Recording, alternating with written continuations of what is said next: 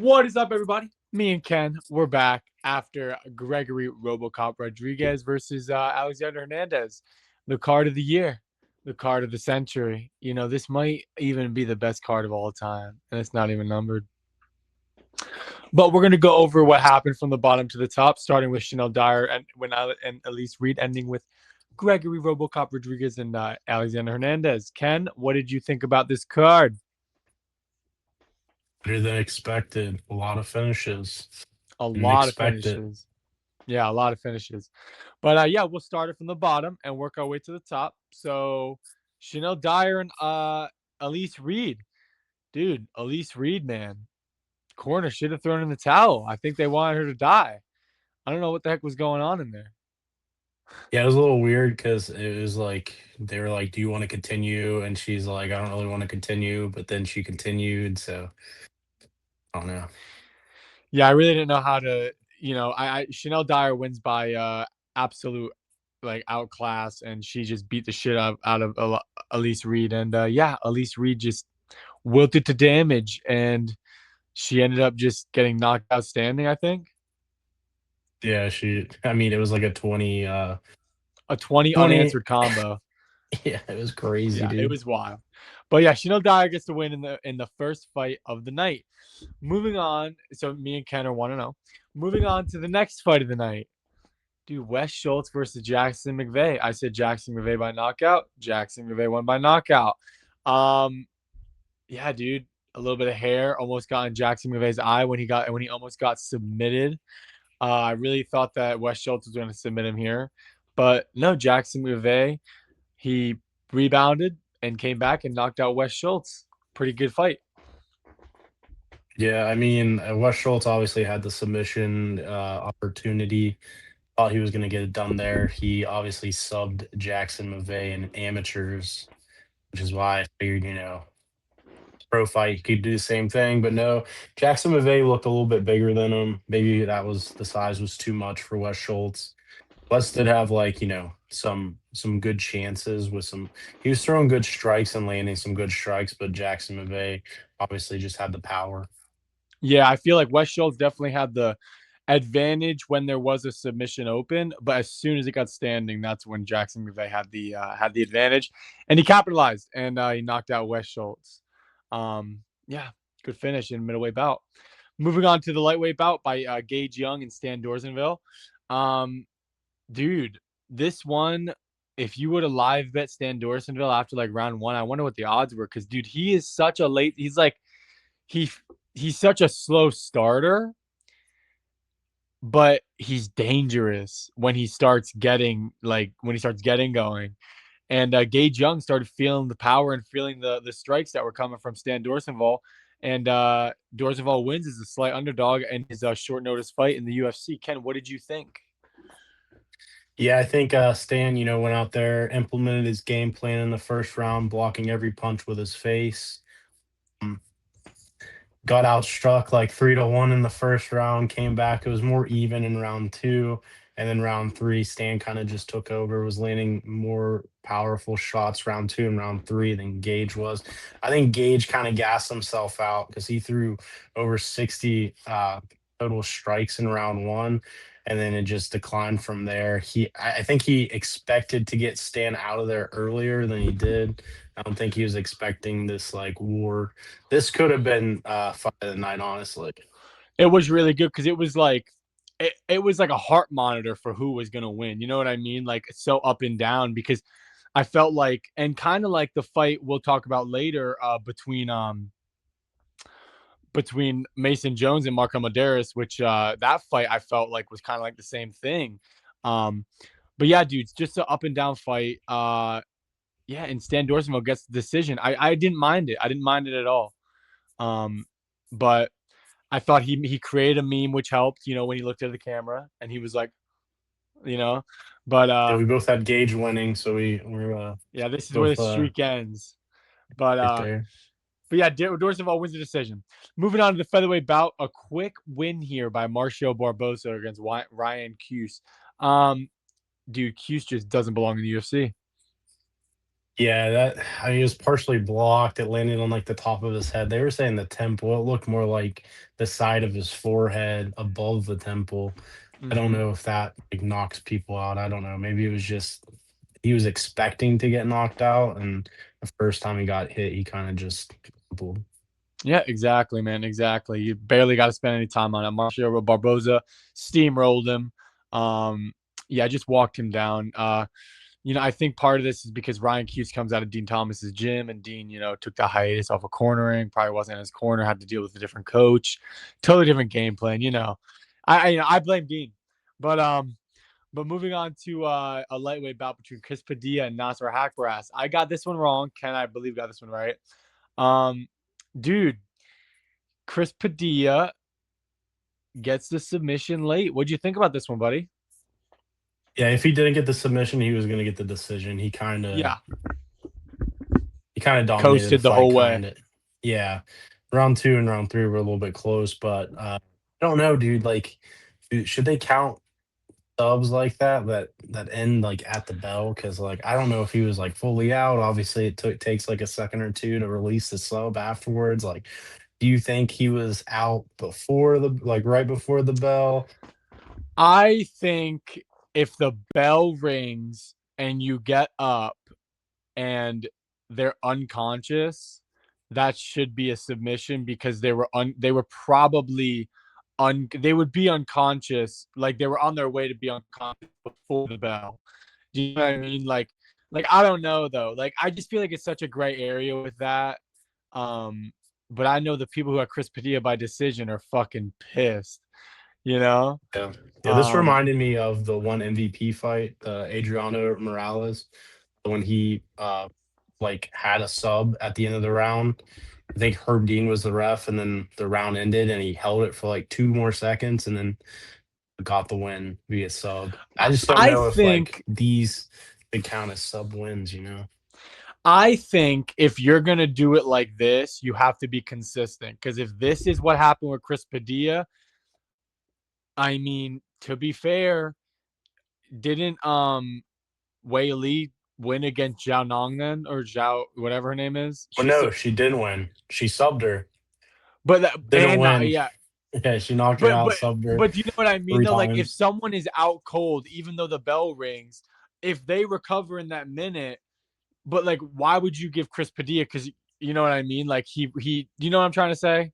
Like I just feel like it's such a gray area. Like what would have happened if this was the second round? Yeah, it's just cutting a little close. You know what I mean? A Personally. little bit, but hey, man, this was what's his name's first I believe first time refing, right? I don't know what his name is. Who Frank Mir, right? I think Frank Frank Mir Mir was. wasn't ref. Yeah, he was. Did I he? think a little. Yeah, I think he did. I could be wrong, but You say Frank nevertheless. Trigg, maybe? Oh, Frank Trigg. Yeah, yeah. Nevertheless, He's Frank refed a Mir. lot. Yeah, yeah, yeah, yeah. My bad. Frank Mir, But I don't think has yeah, ever I refed. know. But Chris Padilla wins against Nasser Hakbaras. Moving on to our Lord and Savior Shamil Gaziev versus Kennedy Nijakawana. Um, dude, I do not know how Shamil Gaziev didn't get performance of the night or something. Dude, literally just blob knocked him out. Hit him with the blob two, the blob right hand, and just killed him. It's Through two so strikes, man. crazy. 2 strikes. 2 strikes. That's He's all got it that power takes. in him. 3 hits. Shamil hit him with the one, the second one, and then Kennedy hit the floor. It was insane. Kennedy literally highlight reel KO for Shamil Gaziev coming as a slight underdog. Ken, I wasn't nervous at all. The moment Kennedy started putting his hands down, I was like, Shamil's gonna pick up on that. What do you think of Michael Bisping's call where he was like, he's just gauging the distance, seeing what he's going to throw, trying to get the counter, and then, that's a dangerous game to play, and then he gets knocked out. Mike says Instantly, that. instantly on the button. Um, yeah, dude, I thought it was hilarious. I think Bisping's funny as shit when he tries to call that. My favorite thing is when they're like, yeah, like he's doing it for a reason, and then he gets put out cold. Like it's just the funniest timing type shit. But yeah, Shamil Gaziev wins a first round knockout in a minute and 20. Um, dude looked good, man. I say give him Tom. Shoot him right to the top. Yeah, But he's not scared of honestly, anything, dude. dude, what would you do? Shamil versus Hokit. Nah, it's I want Hokit to die. I don't want that to happen yet. we can't, dude. We cannot. We need to take Gable Steveson and put him as far as possible away from Shamil Gaziev. Yeah. If we want him to have a career in the sport. But moving on to the next fight, my glass ball, my crystal ball that I was looking in this day when we made predictions, when I said Jamal Emmers would have a little time machine fight and knock out Larry and Douglas. Sometimes the crystal ball comes into reality, and this is one of those moments. Jamal Emmers hits Larry and Douglas with literally one shot. I think busts his orbital, and dude, Larry and Douglas gets knocked out after piecing up and looking like he was going to knock out Jamal Emmers the whole fight. Ken, what was your opinion? Yeah, I mean, you said it busted his orbital. Like that has to be the reason that he like immediately crumbled. Because I mean, He that had don't to be a like it. huge shot. Well, I mean, you can't be a fighter and then like one punch like you fall down. Like he didn't get knocked out. It was a TKO, obviously. A ref had to stop it, but he just fell down and immediately covered up. So something had to have happened. You say it was his orbital or his nose I was think broken or so, something, but probably. like you got to have better defense than that. Like that was what like a was that a jab or a straight? No, it was a 1-2 down the pipe. It was a good two Jamal Emmers threw, but everything's just perfect placement. Yeah, you just gotta have better defense than that, especially like all the Just hype coming around in, him. open up. You know what this reminded me of? I don't know if you remember this, but like I think like literally 20 cards ago, maybe. But like Carlos Leal did the same exact thing. He was just trying to walk his opponent down and he got clipped trying to come in. It's just you come in too heavy and you come in with your hands down like too confident and you forget that people have hands too, you know? Yeah, you do forget sometimes that people have hands as well. But yeah, dude, Jamal Emmers knocked him out. You know what I thought about this too? It is crazy to me how like you can get cut up with elbows, like your forehead get all cut up, your cheeks get cut up, everything, you know, but nothing is almost as bad as like a broken orbital. You know what I mean? It's like, damn, that sucks. But yeah, Larry and Douglas, I think that this, hey man, I don't know how you're gonna come back from that after his long career, and he knows how to lose. I guess we'll see, man. Jamal Emmers though, huh, He's on a featherweight 3 fight bout. win streak now, dude. Yeah, I mean that. Hey, featherweight bout. Whew, I mean, I don't know. I mean, He might be the featherweight King Green. maybe give him the loser of Diego Lopez and whoever. I don't know, dude. But nevertheless, moving up to the main card, we got Anthony Wint versus Terrence Chapman.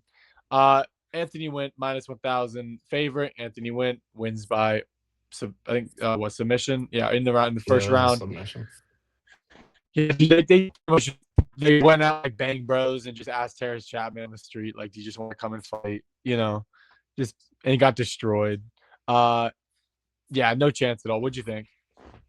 Yeah, it was another situation where, Bisbing was like, yo, Anthony Went needs to work on his jujitsu. And then he gets a sub win and he's like, oh, maybe he doesn't need to work on his He must have jujitsu. been. Yeah. Yeah, I think Anthony Went just showed that he does have more than just knockout power. He did get the takedown eventually and, got the sub. Yeah, you're right. Um, yeah, 100%, man. I think Anthony Wint, I think maybe give him a little bit more of a competition here. Getting some guy off the streets probably wasn't the best idea for him because, it doesn't really show the level of competition. If someone who is not a submission artist is getting submissions on you, that shows the level of Terrence Chapman. But moving on to the next fight, we got Carly Judice versus Jace Chavez. Carly Judice at -575. Well, should have been. Dude gets the knockout in 1.5 minutes into the first round. Performance of the night goes to her. This chick's gonna be a problem in the flyweight bout, dude. You know what's crazy, dude? There's been so many body shot knockouts recently. A lot recently, like loud ones too. And Yeah. another one, like talking about the main event, we'll get there eventually, but a lot of leg damage too. Like just in Yeah, general, you know. But yeah, Carly Judice just fucks up Jason Chavez, man. yeah, She's a pure problem, domination. dude. She is a problem. What do you think's next for her? Give her somebody top 10, top 15, obviously. I mean, don't want to push her too hard because she is a relative good prospect. I don't know, man. Maybe this flyweight, not strawweight. They give her Yeah, Valentina. flyweight. I wouldn't move her up that far, but maybe I would say the loser of doesn't what's her name have a fight coming up? The girl who knocked out Macy Barber. It's a Grasso. Yeah, doesn't she have a fight coming up? Yeah, that's way too. Alexa Grasso, I think, is like No, ranked second or third. no, I'm saying the loser of that fight. Still too much, dude. What do you mean? Nah. Shoot it up, shoot it up. I don't know, man. I gotta look at the fucking rankings and decide who I think would be worthy of getting knocked out by Charlie Maybe like Carly a Wang Judice. Kong. Maybe give her Tracy Cortez. Yeah, Miranda that's a highlight Maverick's reel a good knockout. prospect. Miranda Maverick's a good one. Yeah, Those are I just think like around the 10 spot right there. who's in seven? Jasmine Jazu That's not a Vizius, the bad fight. Canadian chick. That's not a Give bad her fight. Wayne Kong, dude. Come on. Give her Wayne Come Kong. on, Alba what? Mel's Wayne Kong. Wang Kong. Hell yeah, dude. But yeah, she got performance of the night here. Carly Judice, hell yeah. Moving on to another performance of the night from Markel Medeiros versus Mason Jones. Markel Medeiros coming as a plus 300 underdog, getting it done. Dude, Mason Jones, I felt like he was doing really good in the first round, and then he got caught with some crazy elbows. Yeah, Um, he did. yeah, what did you think about this shit, dude? I mean, we both said. I mean, I agreed with you when you said Mason Jones is going to get cut up and beat up and look like he was going to die. Dude, just feel like the standing against the fence KOs, dude, where he's like leaning just to stay up. Like those are worse than just getting plain knocked out because Yeah, you're like, taking because you so can't fall much backwards damage. either. You're taking so much more damage than necessary. Just fall down, man. This is Yeah. going to shorten his career. But yeah, that sucks for Mason Jones because he was on such a good streak. He was becoming one of my favorite fighters, at least from the UK. He was on a good 3 fight win streak. He was going to make a run, but hey, that's off to Medeiros. Yeah, hey, hats off, man. Came back. I thought Mason Jones did really good in the first round. Then Miguel Medeiros comes up and hits him with some vicious elbows to put him down and out. Yeah, dude gets the finish. Speaking of people getting knocked down the fence, let's not forget, man, Robocop in his fucking DW Dana White Contender Series. Shout out, that's tonight on August 25th. But dude, he got knocked down the fence too. I always think the ones that are the worst knockouts are like when someone gets dropped in the fence and their body does like that contortion shit. You know what I mean? It's always the craziest. The legs want to give out, but the the fence is But the holding them up. body doesn't. Yeah, it's so crazy. But yeah, Miguel Medeiros gets the performance of the night. Well deserved. Enjoy your money, brother. Um, moving on, bro. We didn't call this, but we called this. We wanted Renier de Ritter to win. He wins.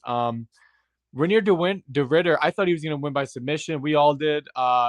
Gets the knockout pretty much given to him by Roman Dolidze. Yeah, that was a good nickname right there. You're about to give him Renier the winner. More like it. Yeah, right. He, dude, I don't know what Roman's game plan was, why he pulled guard like a second into the round. Like that was like the most idiotic thing he could have done. 106 total strikes to 4. Crazy. Crazy. I think this was also Frank Trigg, and he could have stopped this fight at any point. He probably could have stopped it like a minute and a half into the round because you know Roman wasn't really doing anything on the bottom. I mean, he was defending, I guess, but like not I think intelligently or trying to improve his position. Renier was doing a really good job at picking his shots, and in picking his shots, trying not to hit in the back of the head, he was like using time to let what's his name recover and try to advance position. But yeah, this shit could have been finished so much earlier. Renier de Ritter was not going to let up the position. He literally is built like I don't even know, man. He's built like a slinky. It's so weird. Like I don't know, man. He's built. He has no torso. It's so weird. But yeah, guys, Renier de Winner wins here by knockout in round one. Yeah, moving on to What do you Sergey think Spivak. Renier Oh, gets sorry, next, though? light heavyweight. Dude, I'll be honest. I would not be upset if they like shoot him to the top. Like, like I wouldn't be mad if they give him a fucking Robert Whitaker. Give Well, that he's rematch at ranked light heavyweight. he's ranked ninth now in That's the not meta what rankings. Renier Yeah, Renier and off who. the win is now ranked ninth. Robert is 12th now. See, that's a nice fight because, in my opinion, that is so like RDR beat him before, but I don't know if you ever heard if you've heard Robert Whitaker talk recently, but like he was so unmotivated, like just not like he was day by day then. Like now he seems like so much more reinvigorated. His fight was so electric at light heavyweight this last time. Um I still kind of lean to Renier de Ritter's way. I kind of put him at a minus 225 here if they would fight. I kind of think that he would get the top, but I don't think that I think he would get to the decision. But I think I mean, do you think that's a good fight? I don't think that's a good fight for RDR. I think that's a great fight for Robert Whitaker. You think? I think they should pair him up with another middleweight that moved up. Fourth ranked Paulo Costa would Ooh. be ideal for RDR. He's See, fighting another middleweight that moved up. Like that's the problem with the light heavyweight division right now is some guys are moving up a weight class and then middleweights moving into the light heavyweight division now. I think that would be a good matchup just for him because he's ranked ninth. He obviously, if he beats Paulo Costa, who's ranked fourth, he's moving up. I don't think Yuri's going to fight him. I don't think Ankalaev is going to fight him. Alex Pereira is still technically the number one contender. And then Carlos Alberg obviously is out for a while. Navajo's looking for a title fight. Might be something, I guess. I Navajo's think seventh, but I I don't think he's fighting anyone in top four or top three. I think Renier just fought. I think I have a sneaky feeling. I don't know why, but the UFC loves Yuri, and I think they need to get Borja a fight, and I think they're gonna do Yuri versus what's his name? Say it. The tan. You just said it. The tan guy. The secret juice. Paulo Costa? I think Yuri and Paulo are gonna fight. I think they're gonna make a stacked card in between 331 and 333, and it's gonna be no title fights, but a bunch of nice fights, and I think that that's gonna be one of them. You don't think it would be for an interim belt since Alberg is out? I don't think they're gonna give Yuri after losing that way a You chance got at to the give him more interim. interim belts, dude. Yeah, all of them, dude, all of them. But no, Renato de Ritter wins against Roman Dolidze. Yeah. Anything else you want to say about this fight? I mean, Moving on we to a talked more about heavyweight it than bout. we talked longer than it lasted. Yeah, right. Uh, a heavyweight bout between Sergey Spivak and Vitor Petrino. I really wanted Spivak to win, but Vitor Petrino just kind of young aged him, I guess I'd say. I feel like Vitor just kind of put it on him. But dude, Vitor Gas is so bad every fight. It's crazy. I just don't think he's used to the heavyweight division. I don't think he's used to the weight current like yet. I think that's the issue. What did you think about this fight? I know you had Vitor winning, but dude, I don't know. I wanted Sergey to win. I thought Vitor would catch him and win by, but he kind of just outpointed him, outstruck him by a lot, and just controlled him. And then round three, he kind of just kept his distance and then got the takedowns when he needed them. Yeah, he kind of just played it It safe. wasn't an exciting fight, but he did get the win. He did what he had to do to get the win. And if I'm looking at the rankings, you know who I want him to fight next? Tell me. Because he's now ranked eighth. Give him Rizvan Kunyev. Kuniev knocks him out. Or you know who he should fight actually? Huh. Sergey Pavlovich. Go on a Sergey run. Yeah, exactly. That'd be funny. Yeah, right. That's hilarious. Back to back Um, Sergeys, dude. yeah, Vitor Petrino recovers after the Anthony Smith loss, and this is big for him. This is big. He really needed this to up his confidence. But all jokes aside, yeah, heavyweight bout, he wins by decision. I think he's gonna get put out when they give him any level of young competition. Um, Moving on to the main event of the night with Anthony Fluffy Hernandez versus Gregory Robocop Rodriguez. I love when the main event lives up to the hype. Ken, what was your opinion on this fight? Number 6 versus number 11. I think Robocop did what we expected him to do. He went in there, he kind of dominated Hernandez, maybe except for the fifth round. The fifth round was the closest round, I think. Um, Pure domination. I, they were fighting about whether or not round two should have been a 10-8. He didn't get a 10-8 on any of the scorecards, but if you knock somebody down twice and you outstrike And they don't them bring anything back. like 66 to 19, like I don't know, man. The only thing that Hernandez did in the second round was take him down at the end. It It's was a home literally it's right a at the home end. field advantage, man. They just don't want to ever let it be that far away. Yeah, I don't think I was ever scared for RoboCop at all. He did gas a little bit towards middle of the I think the third round. Round four he came out, outstruck him again by like three times, 26 to 62 strikes. Dude, it was just the leg kicks. The leg kicks and the body shots. The body shots didn't work at His first. soft body, man. I think Anthony has trained his body because he didn't get put down by any of the body shots. Strickland kind So of exposed him, man. yeah. So then Robocop went for the leg kicks, and the leg kicks, obviously, I don't think Hernandez was expecting because we haven't seen him throw that many leg kicks. But yeah, pure domination by Robocop. Yeah, I mean, I feel like I was the most excited when RoboCop was back against the fence and Anthony Hernandez was hitting him with everything he had, and RoboCop, like, there was a point when Anthony Hernandez literally landed a combination and hit RoboCop with a lot of shots, and RoboCop just like said, "Okay," like there was no damage given to him or anything. Yeah, G Rod, easy victory, RoboCop, man.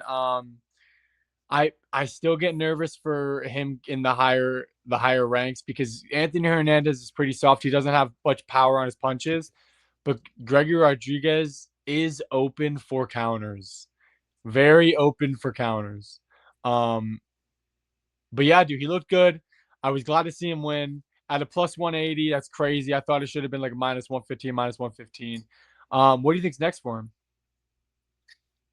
Looking at the rankings, I could see Joe Pfeiffer 4, Brandon Allen's Smart. 5. He's now ranked 7th, so he did move up. He didn't take 6 from 3. One thing quick to talk about, touch on. What do you think about the fight? Anthony Hernandez and him get together, show signs of respect. They even backstage took a photo together. And then Anthony Hernandez says, "Oh, he was a fucking cheater, grabbing my gloves and all that shit." I think And then it's he's like, fucking "I was also coke. sick. I was also sick. I had the flu." Like, dude, It's fucking when coke. was Say it in this, the dude? fight. Say it in the Just fight when he's doing win that or shit. lose, man. Well, I would say, you want my honest opinion? I would say with how hot the refs have been fucking getting, like, slammed on, bro, I bet you complain one time or twice, they're probably getting a point taken away. You know what I mean? Like, it's like, I don't know. I feel like stop coping, bruh. So what? You can't beat Sean, and then now you're on your downward streak. It happens to the best of them. Sorry. You know what I mean? Like, you're not gonna get cut yet, but you have pillow hands and you're soft to the body. And Sean exposed you, I you didn't realize you know? hated him this much, man. Damn. I don't hate him, but I hate when people do that. It's like, dude, like we watched your leg get kicked out from under you. Like, Yeah. when did Gregory Rodriguez hold his gloves? Like, that's Maybe what. on one of the 29 takedown attempts where he only got 3. Yeah, I don't know, 10% dude. takedown. I don't know. accuracy, Don't you dude. hate that shit? Doesn't that piss you off? Yeah, dude, that's like one of the first things I saw. There's like headlines. Anthony Hernandez in the press conference after the fight saying that a Robocop cheated, grabbing his gloves and stuff. And you did hear Yeah. Herb say once, like, not inside the gloves. But you know what else I heard a bunch of times? Yeah. Hands out of the cage, hands inside the cage, because Anthony Right. Yeah, Hernandez was grabbing dude. the top of the cage multiple Yeah. times during his 29 takedown attempt. And he Yep. only succeeded in Exactly. 3. Exactly. And I can only imagine how many exchanges there were on the fence where he got the better position because of a fence grab or things like that. You know? I don't know, man. It's crazy. Gregory Rodriguez gets the victory. I'd like to see him. I think I would like to see him fight Joe Pyfer. He called out DDP. I don't think that's gonna happen. No, that is also not a good idea for him. DDP would fuck him up. Don't know. I think DDP is a very hard person to knock out. I think Gregory Rodriguez has a button. You think he has a button? I mean, I think everybody has a button, but I think his is a little bit more sensitive, don't you think? I mean, the dude, he come on, when he gets hurt, it does not look good. It does not look good, you know. Um, that being said, man, I think Joe Pyfer's a great test for him. Uh, but yeah, is If there he anything has a button, else? man, I'd rather fight DDP over Joe Pyfer. I think Joe Pyfer definitely has some more power than DDP. I think so. I agree, but I'm saying it's more of a test to get you that title shot. You can say, hey, I fought the guy with that fights with no fucking hand wraps. Who did you Yeah. fight? Who did you fight? But but no, guys, that's Hernandez versus Rodriguez. Ken, is there anything else you want to say about this card before we wrap this up? Nah, we said enough. Who do you give performance of the night if you had to pick one person? Probably Medeiros, honestly. Yeah, look, the comeback victory. Yeah. Yeah, no, I Just the agree. way just the KO against the Finch just looks so much worse than just like Shamil's like one hit quitter. And Like, Shamil was the favorite. yeah, so Medeiros most likely because I didn't expect that from him. His last fight was against Chris Padilla. They went to the draw, so I mean, I think both surprised me, but Medeiros definitely should have won performance of the night, which he did. Probably fight of the night too. Yeah, no, dude, I totally agree. I totally agree. That was a really good card to break down. It was a fun one to watch. Another thing, just to sneak this in at the end here, Teofimo Lopez won a unanimous decision or a majority decision against Rolando Romero. It was easy. Boxing, you know how it goes. Can't wait for Ryan Garcia versus Conor Ben. Ken, do you know anything about that fight? I just know they don't like each other. All right, who do you think's gonna win? I don't like Ryan Garcia, so I hope Conor Ben wins. All right, let's go, baby. All right, everybody who knows boxing knows that Ryan Garcia is gonna fuck him up. But all right, guys, have a great rest of your night. Ken, I will talk to you soon. My boy.